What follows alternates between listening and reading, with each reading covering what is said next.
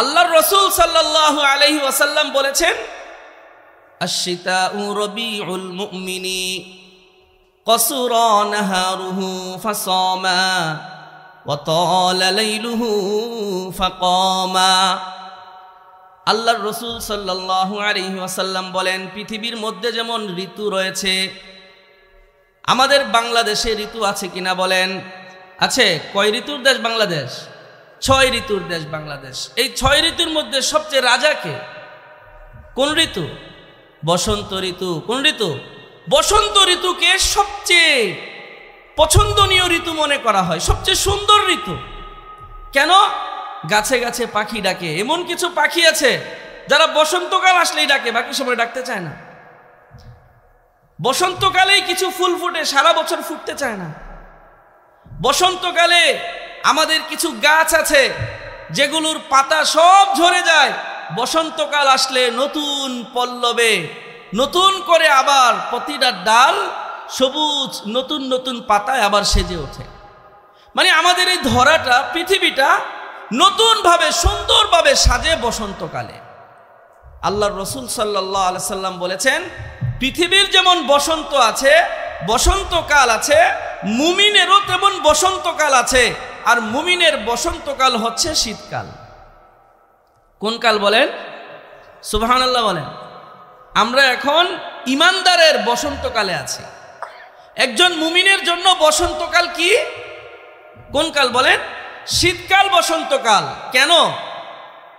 আল্লাহর রাসূল বললেন, আশ-শিতাউ রবিউল মুমিনি, শীতকাল হলো মুমিনের জন্য বসন্তকাল। কেন বসন্তকাল? কারণ কসুরা নাহারুহু, শীতকালের দিনটাকে ছোট করে দেওয়া হয়, এতে করে ফাসামা, মুমিন সহজেই রোজা রাখতে পারে। মুমিন কি রাখতে পারে? ওয়া তালা লাইলুহু, আর আল্লাহ রাব্বুল আলামিন শীতকাল আসলে রাতটাকে এত লম্বা করে দেন, এত লম্বা করে দেন, আপনি চাইলেও দেখবেন, না চাইলেও দেখবেন শেষ রাতে আপনার ঘুম ভেঙে যায়। এত লম্বা রাত, আর কত ঘুমাইবেন? আল্লাহর রাসূল সাল্লাল্লাহু আলাইহি ওয়াসাল্লাম শীতকালকে মুমিনের বসন্তকাল বললেন। আমাদের বসন্তকালে যেমন গাছে গাছে পাখি ডাকে, গাছে গাছে নতুন ফুল ফুটে, আর মুমিনের জীবনে এই বসন্তকালে 2টা আমল ফুটে উঠবে। একটা হচ্ছে রোজা, আরেকটা হচ্ছে কিয়ামুল লাইল, তাহাজ্জুদের নামাজ।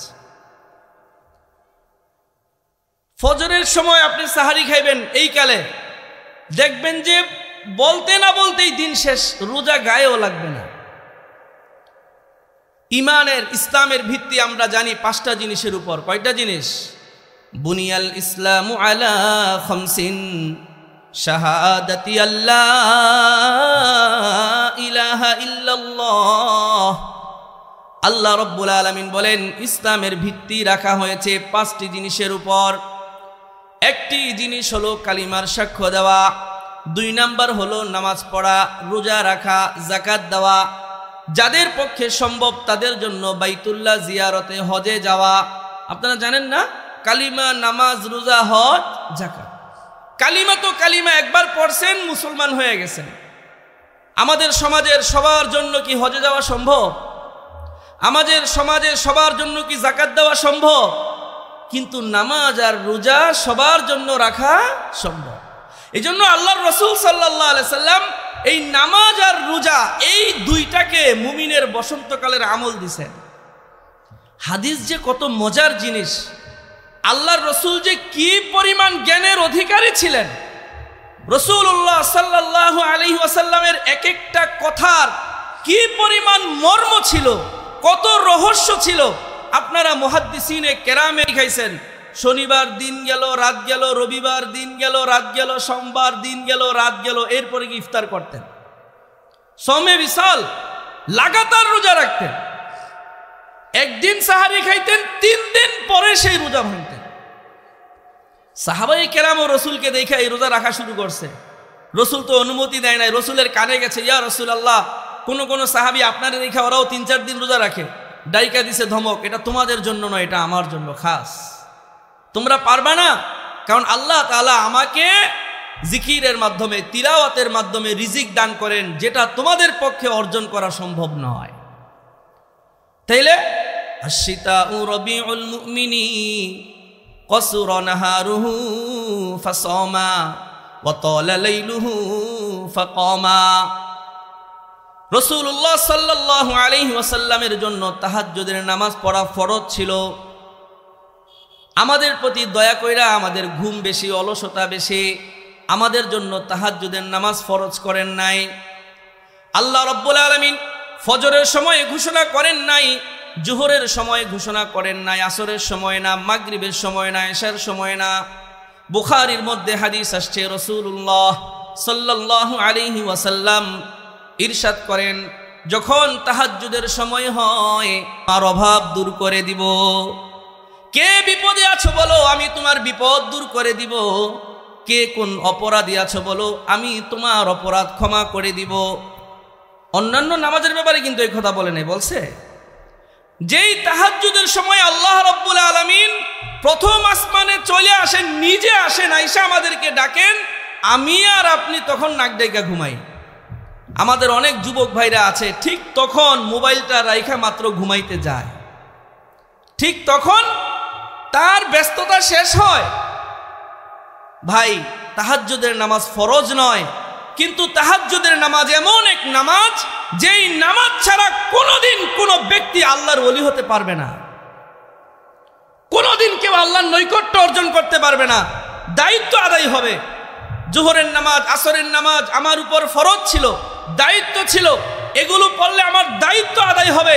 আল্লাহ রাব্বুল আলামিনের সাথে সম্পর্ক তৈরি হবে না, আল্লাহর সাথে সম্পর্ক তৈরি হবে শেষ রাতে তাহাজ্জুদের সিজদায় গেলে। এই জন্য শীতকালকে আল্লাহ রাব্বুল আলামিন রাতেকে লম্বা করে দিয়েছেন। কোরআনের মধ্যে আসছে, কুলিল্লাহুম্মা মালিকাল মুলকি তুতিল মুলকা মান তাশা ওয়া তানজিউল মুলকা মিম্মান তাশা ওয়া তুইজ্জু মান তাশা ওয়া তুদিল্লু মান তাশা বিয়াদিকাল খায়র ইন্নাকা আলা কুল্লি শাইইন কাদির তুলিজুল লাইলা ফিন নাহারি ওয়া তুলিজুন নাহারা ফিল লাইল ওয়া তুখরিজুল হাইয়া মিনাল মাইয়িতি ওয়া তুখরিজুল মাইয়িতা মিনাল হাইয়্যি ওয়া তারযুকু মান তাশাউ বিগাইরি হিসাব।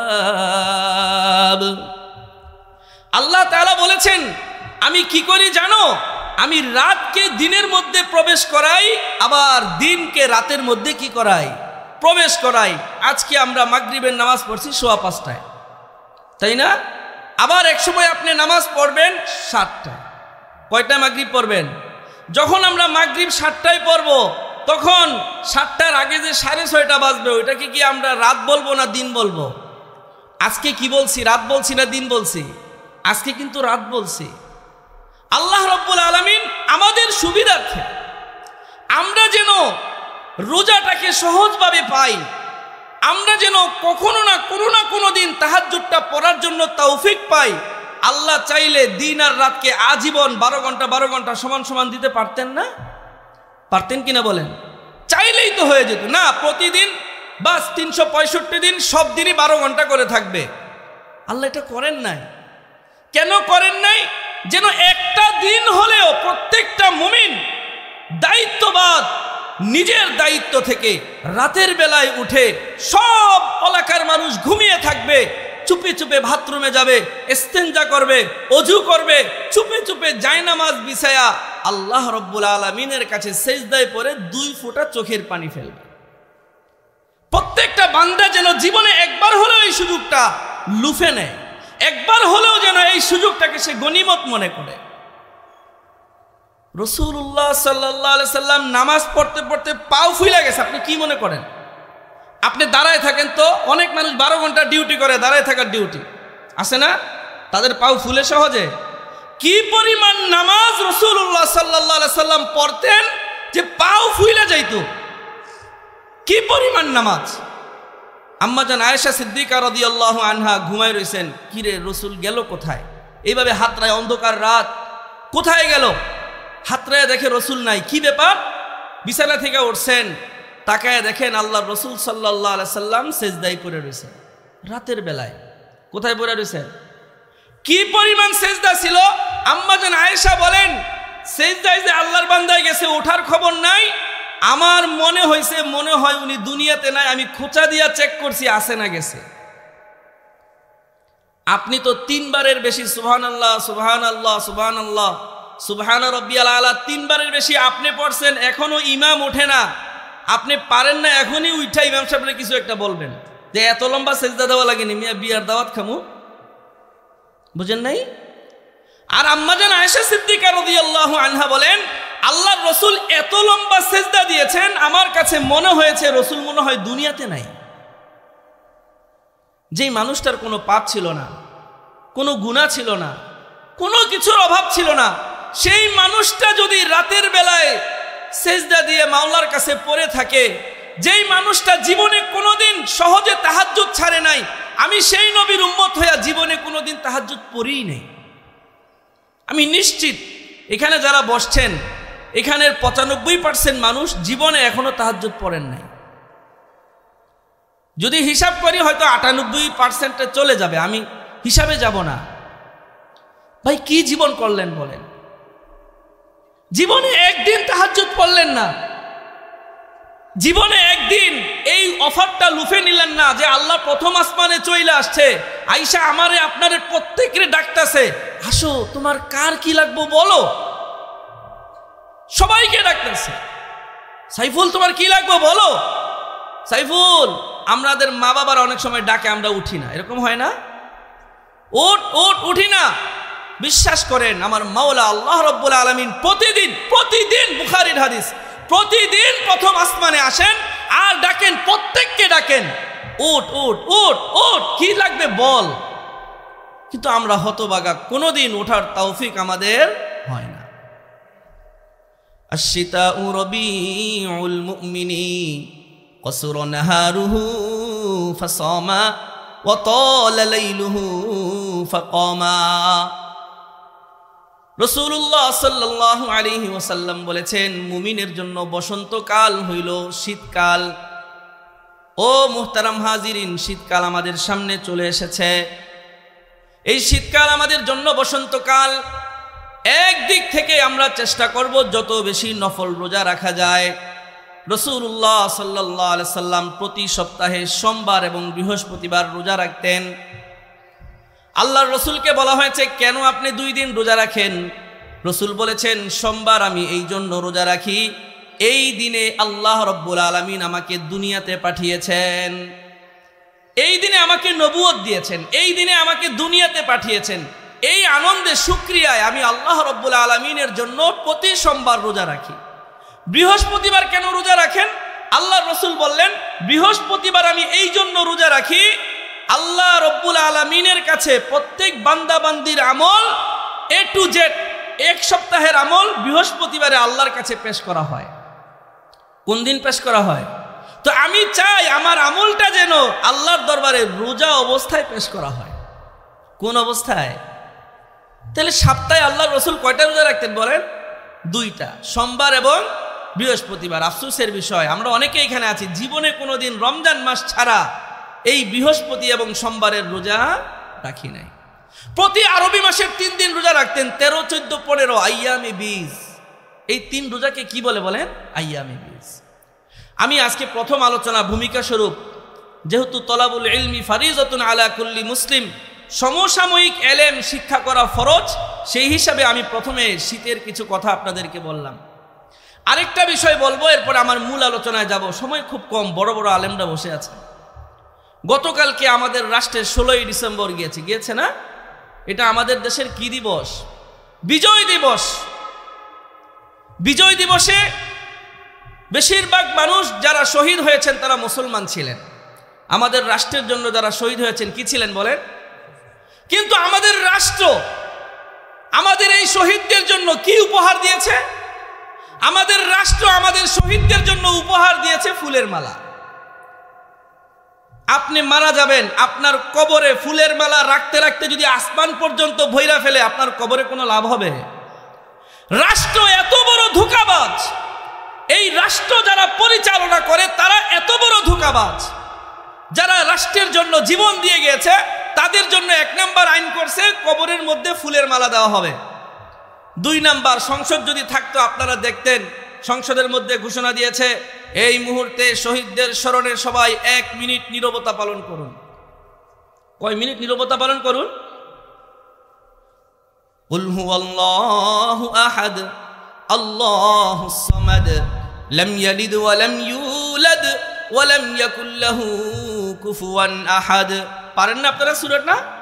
10 সেকেন্ড মনে লাগে না আমি সূরাটা পড়তে, 10 সেকেন্ডেরও কম লাগছে। 60 মিনিট 60 সেকেন্ড 6 বার পড়া যাবে যদি 10 সেকেন্ড করে ধরি।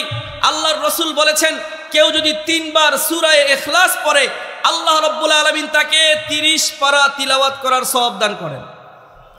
আর রাষ্ট্র নিয়ম বানাইছে 60 সেকেন্ড চুপ থাকবেন। রাষ্ট্রের তো নিয়ম বানানো দরকার ছিল, সংসদ ভবনে যারা আছেন দাঁড়িয়ে যান, সবাই শহীদদের জন্য 3 বার সূরা ইখলাস, 1 বার সূরা ফাতিহা পাঠ করে আমাদের শহীদদের জন্য হাদিয়া পাঠায় দেন। রাষ্ট্র আইন বানাইছে কি থাকা? চুপ থাকা। কি থাকা বলেন? চুপ থাকা আইন বানাইছে। কবরে ফুল দেওয়া আইন বানাইছে। মনে রাখবেন এটাও সমসাময়িক এলেম, এই জন্য আমি বললাম কবরের মধ্যে ফুল দেওয়া হারাম, কবর কোনো মৃত ব্যক্তিকে কেন্দ্র করে নীরবতা পালন করা হারাম। যতদিন পর্যন্ত আমাদের সংসদ ভবন সহ প্রতিটি জনপদে প্রতিটি ব্যক্তির মধ্যে ইসলামী জ্ঞান ইসলামী আইন বাস্তব না হবে ততদিন পর্যন্ত মানুষ পুরোপুরি স্বাধীনতার স্বাদ লাভ করবে না, কখনোই হবে না। কেন? এত মানুষ মুসলমান হওয়ার পরেও, দিনদার হওয়ার পরেও সংসদ ভবনে গিয়ে চেক করেন যারা এমপি মন্ত্রী রয়েছেন তাদের অধিকাংশ সবাই মুসলমান, কিন্তু ইসলামী আইন ইসলামী নীতিমালা তাদের জানা নাই, জানা থাকলে পালন নাই। 16ই ডিসেম্বর গিয়েছে, এর আগেও আমাদের অনেক আন্দোলনে আমাদের দেশের জন্য অনেক ভাই শহীদ হয়েছেন। তাদের জন্য আমাদের করণীয় কি? এই সমস্ত ফুল দেওয়া, এই সমস্ত মালা দেওয়া, নীরবতা পালন করা এগুলো নয়। তাদের জন্য আমরা ধর্মীয় বিবেচনায় ধর্মের যেই শিক্ষা রয়েছে সেই শিক্ষার আলোকে তাদের জন্য আমরা কিছু করার চেষ্টা করব তো ইনশাআল্লাহ। আল্লাহ রাব্বুল আলামিন আমাদেরকে তৌফিক দান করুন। আমি কোরআনের একটি আয়াত তিলাওয়াত করেছি, ইয়া আইয়ুহাল্লাযীনা আমানু আলাইকুম আনফুসাকুম লা ইয়াদুররুকুম মান দাল্লা ইযা ইহতাদাইতুম ইলাল্লাহি মারজিউকুম জামিআ ফায়ুনাব্বিউকুম বিমা কুনতুম তা'মালুন। আজকে আমি আপনাদেরকে নতুন একটা কথা বলবো, আমার ধারণা কোনোদিন আপনারা শোনেন নাই। আমরা যারা পৃথিবীতে আছি, আত্মীয় স্বজন তো সবারই আছে, আছে না? আপনার মা আছে, আপনার বাবা আছে, ভাই আছে, বোন আছে, প্রতিবেশী আছে, অনেক মানুষ আছে। আমাদের অনেক মানুষ আমাদের চারপাশে আছে। আপনারা ওয়াজে বিভিন্ন জিনিসে শোনেন। আমাদের এই সব আত্মীয় স্বজনের মধ্যে সবচেয়ে গুরুত্বপূর্ণ আমার কাছে কে? দেখি কে বলতে পারে? পৃথিবীর মধ্যে যত মানুষ আছে এর মধ্যে সবচেয়ে গুরুত্বপূর্ণ মানুষ কে? মা। এটা আমরা জানি না সবাই? এটাই তো জানেন। কিন্তু আমি আজকে নতুন কথা বলবো। প্রত্যেকটা ব্যক্তির কাছে মায়ের তুলনায় আরো গুরুত্বপূর্ণ ব্যক্তি আছে, বাবার তুলনায় আরো গুরুত্বপূর্ণ ব্যক্তি আছে। কে সেটা? প্রত্যেক আল্লাহ তো আল্লাহ, পৃথিবীর মধ্যে যারা আছে প্রত্যেক ব্যক্তির কাছে সবচেয়ে বেশি গুরুত্বপূর্ণ ব্যক্তি হচ্ছে সে নিজে। সে কে বলেন না? কে? আপনার কাছে সবচেয়ে বেশি গুরুত্বপূর্ণ আপনি, আগে, সবার আগে আপনি। অনেক মানুষ আছে হাসরের দিন জাহান্নামে যাবে মার কারণে। কার কারণে বলেন? মায়ের কারণে সন্তান জাহান্নামে যাবে। কেন? সন্তান নিজের থেকে মাকে বেশি প্রায়োরিটি দিছে, গুরুত্ব দিছে। সে জানতো না যে ক্ষেত্র বিশেষ মা থেকে, বাবা থেকে নিজেকে বেশি গুরুত্ব দিতে হয়। কাকে বেশি গুরুত্ব দিতে হয়? সবচেয়ে বেশি প্রায়োরিটি আপনার, সবচেয়ে বেশি গুরুত্ব আপনার। পরকালে আপনার মা আপনারে কোলে করে নিয়ে যাব, পরকালে আপনার বাবা আপনার হাত ধরে নিয়ে যাব, পরকালে আপনি কিভাবে যাবেন? ইন কুল্লু মান ফিস সামাওয়াতি ওয়াল আরদি ইল্লা আতির রহমানি আবদা লাকাদ আহসাহুম ওয়া আদ্দাহুম আদ্দা ওয়া কুল্লুহুম আতিহি ইয়াওমাল কিয়ামাতি ফারদা ইন্নাল্লাযীনা আমানু ওয়া আমিলুস সালিহাতি সায়াজআলু লাহুমুর রহমানু উদ্দা। অন্য আয়াতে আল্লাহ রাব্বুল আলামিন বলেন ওয়ালাকাদ জিতুমুনা ফুরাদা কামা খলাকনাকুম আউওয়ালা মাররাতিন ওয়া তারাকতুম মা খাওয়ালনাকুম ওয়ারাআ যুহুরিকুম। আল্লাহ তাআলা হাসরের দিন সবাইরে বলবে, কিরে পিশাব দল্লি, অমুক দল্লি, তমুক দল্লি, নেতা দল্লি, কত কিছু করলি, আজকে যে সবাই একাকী আসলি। ওয়ালাকাদ জিতুমুনা ফুরাদা, আজকে তোমরা সবাই আমার কাছে কিভাবে এসেছো? একাকী এসেছো, তোমাদের সাথে আর কেউ। আম্মা জান আয়েশা সিদ্দিকা রাদিয়াল্লাহু আনহা রাসূলুল্লাহ সাল্লাল্লাহু আলাইহি সাল্লামকে বলেন, রাসূল আপনি তো আমারে পৃথিবীর মধ্যে সবচেয়ে বেশি ভালোবাসেন, হাসরের দিন কি আপনি আমারেও মনে রাখবেন না? আল্লাহর রাসূল বললেন যে আয়েশা, আমি তোমাকেও মনে রাখবো না। আল্লাহর রাসূল কাকে বলতেছেন বলেন না, কাকে? রসুলের সবচেয়ে প্রিয়তমা স্ত্রী আম্মা জান আয়েশা রাদিয়াল্লাহু আনহাকে বলছেন, আয়েশা আমি তোমাকেও মনে রাখবো না। যখন আল্লাহ তাআলা আদেশ দিবেন সুপারিশ করার জন্য, সেই হিসাব অনেক পরে, আমি তোমাকেও মনে রাখবো না। আম্মা জান আয়েশা রাদিয়াল্লাহু আনহা চোখের পানি ফেলে দিয়েছেন। সেই দিন কত ভয়াবহ হবে। দুনিয়াতে একটা মানুষের কি আছে? এমন কোন মানুষ দেখছেন একটা গ্রামের মালিক আছে? বাংলাদেশে এমন কোন মানুষ আছে একটা গ্রামের মালিক, একটা মহল্লার মালিক আছে? আপনার কি আছে বলেন?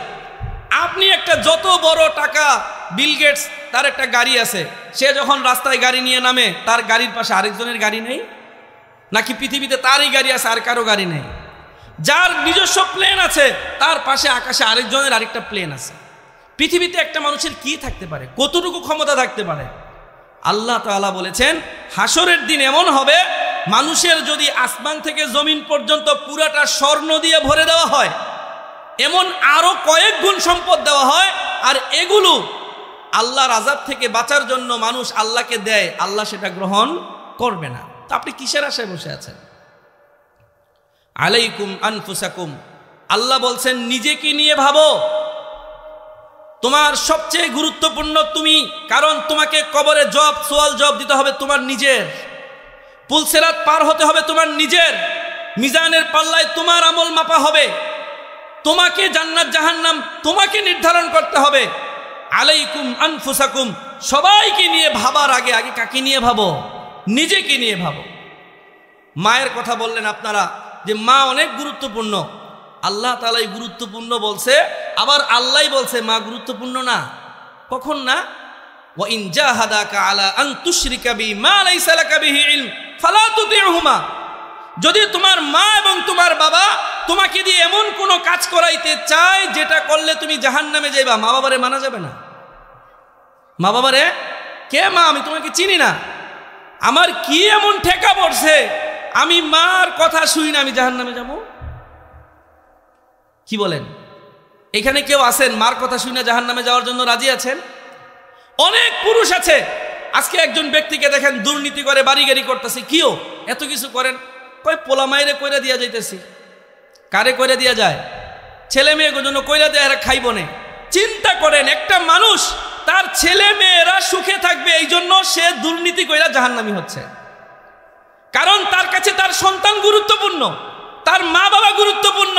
সে এই কথা কখনো বয়ানে শুনে নাই যে না, সবার আগে আমি গুরুত্বপূর্ণ, আমার ছেলে আমার কাছে এমন আবদার করেছে যেটা করলে আমার জাহান্নামে যেতে হবে। কে তুমি ছেলে? আমি চিনি না তোমাকে, যাও, তোমার আমি চিনি না। কি এমন ঠেকা পড়ছে তোমার কথা শুই না আমি জাহান্নামের আগুনে জ্বলবো? তুমি কি পারবা আমার জাহান্নামের আগুন থেকে বাঁচাই নিয়ে আসতে? মনে রাখবেন, আজকে আপনাদেরকে শিখাই দিয়ে গেলাম, সবার আগে আমি, আমার উপরে মানুষের যত দায়িত্ব রয়েছে, আমার আশপাশে যত মানুষ রয়েছে, আমার সম্পর্কে যত মানুষ রয়েছে, তাদেরকে আমি সেই কাজটাই করে দিব, তাদের সেই কথাটাই আমি শুনবো যেটা আমার পরকালে কাজে আসবে। যেটা কাজে আসবে না সেটা কারো আমি পরোয়া করব না। লা তাআতা লিমাখলুকিন ফি মাসিয়াতিল খালিক। আল্লাহ রাসূল স্পষ্ট বলে দিয়েছেন, এমন কোনো কাজে কাউকে মান্য করা যাবে না যেটা করলে আল্লাহর অবাধ্যতা হয়। আল্লাহর কি হয় বলেন? অবাধ্যতা হয়। এমন কোনো কাজে কাউকে মান্য করা যাবে না। আমরা দেশ 5 তারিখের পরে পরিবর্তন হচ্ছে, অনেকেই পরিবর্তন করার জন্য উদ্যোগ নিচ্ছে। পরিবর্তন, সমাজ পরিবর্তনের প্রথম উদ্যোগ কি? সমাজ পরিবর্তনের প্রথম উদ্যোগ হলো যে উদ্যোগ নিচ্ছে আগে তাকে ঠিক হওয়া। আগে কি হওয়া বলেন? আলাইকুম আনফুসাকুম, আগে নিজেকে নিয়ে ভাবো। আমরা আজকে সমাজ পরিবর্তনের উদ্যোগ নেই, নিজেকে পরিবর্তনের উদ্যোগ। নিজেকে পরিবর্তন না করে সমাজ পরিবর্তনের উদ্যোগ নেওয়ার মানে কি জানেন? আপনারা কক্সবাজার সমুদ্র সৈকতে গেছেন না? বিরাট বড় ঢেউ আসতেছে। উরি বাবা, এত বড় ঢেউ, মনে হয় হোটেল মোটেল সব ভাঙ্গা গুড়া করে ফেলবে। বিরাট বড় ঢেউ পারে আইসা বালুর সাথে মিশে যায়। বালুর সাথে কি হয়? যতদিন পর্যন্ত আমি আপনি প্রত্যেকে নিজেকে সংশোধন না করে সমাজকে সংশোধন করতে যাব, আমাদের সব চেষ্টা ওই ঢেউয়ের মতো তীরে আইসা বিলীন হয়ে যাবে, কোনো ফলাফল পাওয়া যাবে না, সব ব্যর্থ হয়ে যাবে। সব কিছু ঠিক করার, সব কিছুর মধ্যে সৌন্দর্যতা নিয়ে আসার 1 নাম্বার পদ্ধতি হচ্ছে আগে নিজেকে নিয়ে চিন্তা করা, আগে নিজেকে সঠিক করা। আজকে আমরা কি করি? আজকে আমার কাছে আপনি আসছেন, হুজুর অমুক জায়গায় অমুক সমস্যা হয়েছে, অমুক জায়গায় অমুক কি হয়েছে, সমস্যা হয়েছে, হুজুর আপনার কাছে আসছি, কি করা যায়? হুজুর বলবে আচ্ছা ঠিক আছে দেখতেছি, এটা আমার উপরে ছাইড়া দাও। আপনারা নাম শুনেছেন ইসলামের 2য় খলিফা, নাম কি?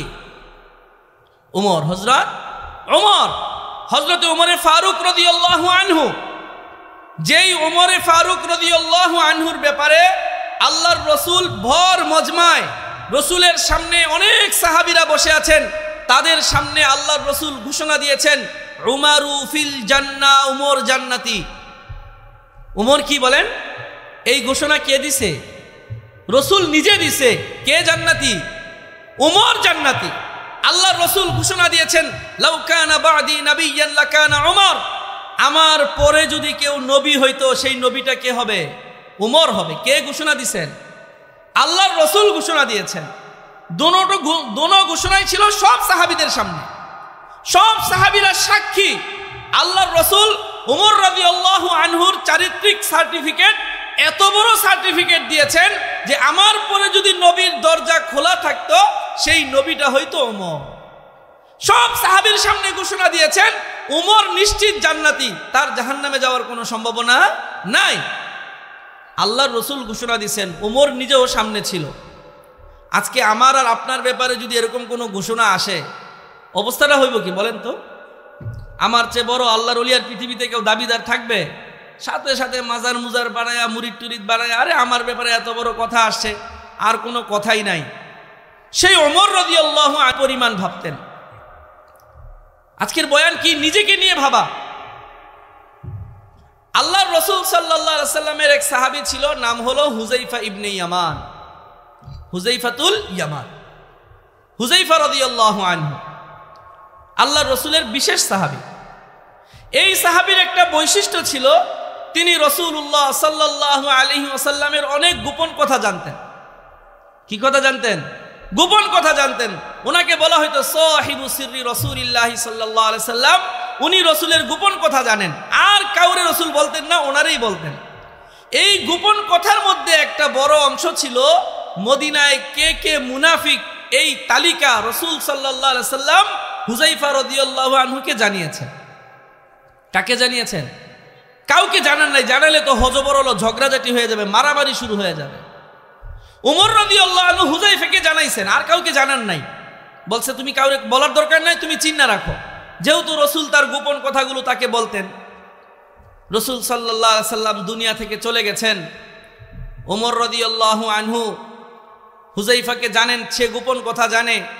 উমর রাদিয়াল্লাহু আনহু মদিনার কেউ মারা গেলে খেয়াল করে হুযায়ফা তার জানাজায় যায় নাকি যায় না। কেন? যদি না যায় বুঝবে এই লোক কি আছে, মুনাফিক আছিল, এই লোকের মুনাফিকই ছিল, এই জন্য হুযায়ফা তার জানাজায় যায় না। তো সবারটা তিনি খেয়াল করেন। একদিন নিজে হুযায়ফা ইয়ামান রাদিয়াল্লাহু আনহুর বাড়িতে গিয়ে হাজির। হুযায়ফা, আমি জানি রাসূলুল্লাহ সাল্লাল্লাহু আলাইহি সাল্লামের গোপন বিষয় তুমি আমারে বলবা না। কে কে মুনাফিক সেই তালিকা আমি জানতে আসি নাই, কিন্তু হুযাইফা তোমার কাছে আমি একটা আবদার নিয়ে আসছি, তুমি শুধু আমাকে এইটা বলো, মুনাফিকের তালিকায় আমি উমরের নামটা আছে কিনা।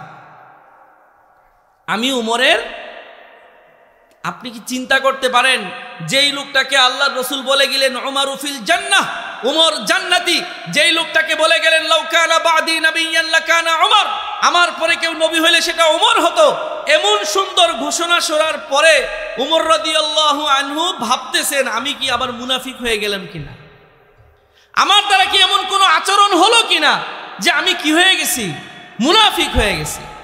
হুযাইফা রাদিয়াল্লাহু আনহুর কাছে গিয়ে তিনি জানতে চাচ্ছেন, ভাই শুধু আমাকে এই কথাটা বলো, আর কিছু বলা লাগবে না, যে আমার নামটা রাসূলের দেওয়া মুনাফিকের তালিকায় আছে কিনা।